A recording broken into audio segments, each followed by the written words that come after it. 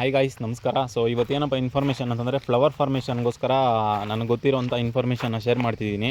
So and ಇವತ್ತು ತುಂಬ ಜನ DM ಮಾಡ್ತಿದ್ರು, ಏನಪ್ಪ ಅಂತಂದರೆ ಬ್ರದರ್ ನಿಮ್ಮದು ಯಾವ ಸ್ಟೇಜಲ್ಲಿದೆ ಈಗ ಕ್ರಾಪು ಅಂತಂದ್ಬಿಟ್ಟು ತುಂಬ ಜನ ಕೇಳ್ತಿದ್ರು. ಆ್ಯಂಡ್ ನಮ್ಮದು ಹಣ್ಣು ಹಾರ್ವೆಸ್ಟಿಂಗ್ ಆಗಿ 2.5 ತಿಂಗಳಾಗಿದೆ.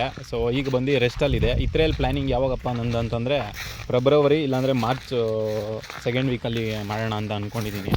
ಸೊ ನಂದು ಸ್ಟಾರ್ಟಿಂಗಲ್ಲಿ ಏನಾಯ್ತಪ್ಪ ಪ್ರಾಬ್ಲಮ್ ಅಂತಂದರೆ ಲಾಸ್ಟ್ ಟೈಮ್ ಫ್ಲವರಿಂಗಲ್ಲಿ ಸ್ಟಾರ್ಟಿಂಗಲ್ಲಿ ಇತ್ರೇಲ್ ಹೊಡೆದಿದ್ದು ಒಂದು 3 ಡೇಸ್ಗೆಲ್ಲ ತುಂಬ ಮಳೆ ಆಯಿತು. ಸೊ ಅದರಿಂದ ಫುಲ್ಲು ಓವರ್ ಫರ್ಟಿಗೇಷನ್ ಅಪ್ಟೇಕ್ ಆಗಿ ಒಂದೇ ಸಲ ಫರ್ಟಿಗೇಷನ್ ಅಪ್ಟೇಕ್ ಆಗಿ ಪ್ಲ್ಯಾಂಟಲ್ಲಿ ಫುಲ್ಲು ಮೇಲ್ ಫ್ಲವರ್ಸೇ ಬಂದುಬಿಟ್ಟಿತ್ತು. ಸೊ ಮೇಲ್ ಫ್ಲವರ್ಸ್ ಎಲ್ಲ ಡ್ರಾಪ್ ಆಗಿ ನಂದು ಕ್ರಾಪು ಫೀಮೇಲ್ ಫ್ಲವರ್ ಸೆಟ್ಟಿಂಗ್ ಆಗೋದಕ್ಕೇ ಸುಮಾರು ಒಂದು 3 ತಿಂಗಳು ಟೈಮ್ ತೊಗೊಂಡಿತ್ತು.